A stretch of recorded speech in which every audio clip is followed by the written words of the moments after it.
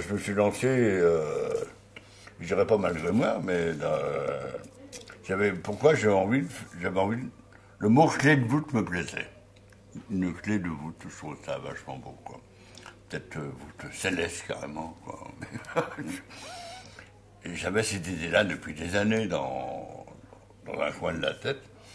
Et j'en avais parlé à Chabanza, parce que c'est le seul lieu que je connaisse, qui a l'espace suffisant pour... j'imaginais à la hauteur de mes rêveries, toi. Mais ça a été reporté, ça a été re-reporté. Du coup, je sais, je l'ai en tête. Je vais finir par accoucher, mais 3 ans après, toi. Genre, ça fait long comme grossesse, déjà, je trouve. Enfin, j'ai jamais été enceinte. Là, j'ai été enceinte 3 ans, toi. Et ce qui se passe, c'est que quand tu as une idée en tête, comme ça, j'avais pas pensé à tous les problèmes techniques que ça posait. Tu vois, de poids, de machin, de quelle dimension donner, il faut que ce soit pas une maquette, pour que ce soit quand même plus qu'une maquette, que ce soit je sais pas quoi. Et puis, pour que ça, une clé de voûte, il faut que ça soit complètement ajusté au millimètre près, si possible, quoi. Et ça, avec la terre qui réfléchit, qui travaille dans tous les sens, machin. Puis souvent, les choses comme ça, c'est arc-bouté dans le sol. Alors que là, si tu veux, il faut que je prévoie maintenant des plaques en ferraille avec des petits trucs qui vont maintenir. Enfin, j'avais pas pensé à tout ça au départ. C'est moi, quand je travaille comme toujours, j'ai pas d'idée quand je travaille.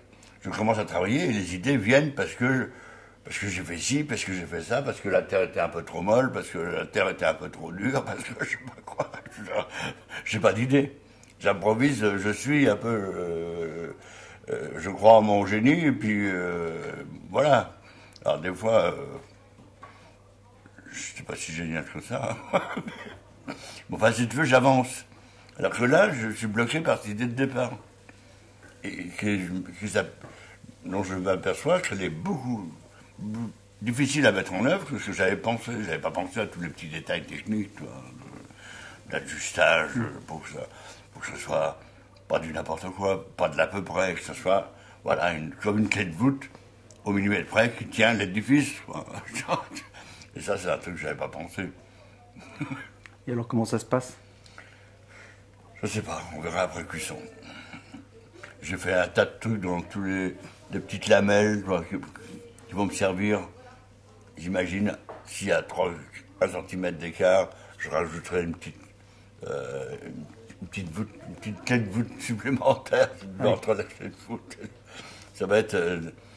et finalement, j'ai décidé de faire morceau par morceau et de les coller ensemble avec une colle super costaud, quoi, mais pas ajustée céramique, quoi. Bon, c'est pas... Je pensais que je voulais tout que j'ai fait sur des trucs comme ça, toi. Bah bon, c'est là. Mais tout de suite, je me suis aperçu que ça faisait, même des petites pièces comme ça, chaque morceau fait 20 kilos. Alors en gros, ça passait plus non plus. Enfin, moi, je n'ai pas envie de me lancer. Je suis pas sculpteur, je suis pas dans des pièces monumentales qui peseraient 500 kilos. Ça demande une autre infrastructure, une autre mise en œuvre que je trouve formidable chez les gens qui le font, mais moi, c'est pas mon rapport à l'atelier, à la terre, à la vie.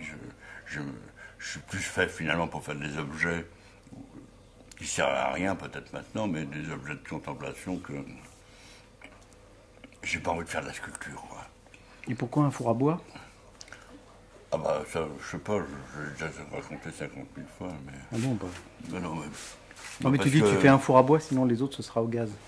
Oui, parce que je cuis quand même au bois, parce que il y a certaines de mes pièces sur lesquelles je vais réutiliser mes émaux habituels, je veux dire, où j'ai même pas besoin de signer Champy, les gens savent que c'est moi, quoi.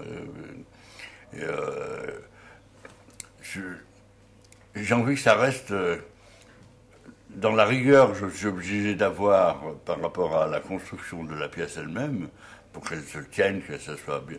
j'avais envie aussi de rester dans du gestuel d'émaillage, etc. Donc, cette gestuelle d'émaillage, je la possède qu'à travers mes propres émaux habituels, je dirais. Et, donc, ces émaux, pour qu'ils aient un intérêt, pour qu'ils soient beaux, éventuellement, il y a que bois qui sont beaux.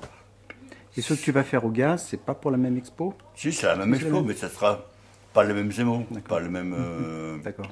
Bien que là, toi, ça, cette partie-là va être cuite au gaz de cette pièce-là, et il y aura des parties cuites au bois. D'accord. Et il y aura des parties cuites au gaz. Enfin bon, je vais jongler entre les deux, quoi. Et là, tu as rassemblé la famille pour le four à bois, là? Pardon? Tu as rassemblé la famille? Ouais. Bah, en partie, oui. C'était pas prévu comme ça, mais toi, cette cuisson, je la recule aussi, ça fait 1 mois et demi qu'elle devait être faite. Mais je sais pas, je trouve toujours un truc qui va pas. Une pièce qu'il faut que la foirer, qui est vachement importante pour pouvoir continuer. Alors je refais le petit morceau qui manque, et du coup je cuisais pas au bois, Et puis le fait que Agathe a dit, bah finalement on vient à Noël, enfin par entre les deux. Je dis, bah merde, Agathe qui rêve depuis plus de 10 ans, parce qu'on a regardé là. Ah ouais? Ouais, de vivre une cuisson au bois. Je dis, ben, je vais appeler Agathe, lui dire, je cuis au bois. On a calé de la cuisson entre Noël et le jour de l'an. Mais c'est tellement super. J'ai mes 6 filles qui sont là. Moi, une cuisson au bois. Il y en a plusieurs qui ont rêvé, d'autres moins, parce que Mélanie et Muriel, Cécile et Jeanne, elles. Je ne sais pas chez leur quotidien, parce que je suis de moins en moins au bois, mais enfin, mais c'est un bonheur dans l'idée de savoir qu'elles sont toutes là pour ça, et puis que ça les concerne. C'est un petit bonheur que je ne partagerai pas.